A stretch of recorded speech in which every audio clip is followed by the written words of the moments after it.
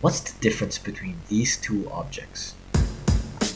What? Isn't it kind of obvious? One's a mug, one's a donut. What if I told you that these two shapes are actually pretty similar? In fact, you could even say that they're basically the same. At least, according to the magical world of topology. First of all, topology is not the same as geometry. They do both deal with shapes, but geometry mostly deals with measurements, length, angles, area, whereas topology only really cares about a shape's essential structure. You can think of objects as being made of a sort of clay-like substance, able to be inflated and stretched and the like, as long as it maintains this essential structure. So, there are some limitations.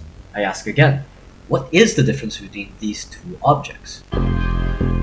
Following the rules of topology, we can actually morph these two into each other, showing that there is no difference.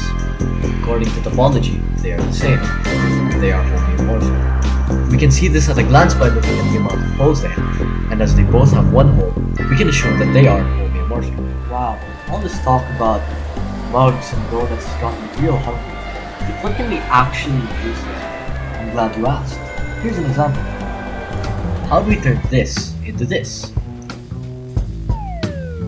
This might look a bit complicated, but it's actually really simple.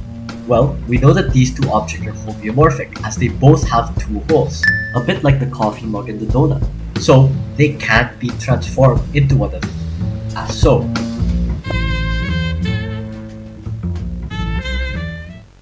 That's really the beauty of topology.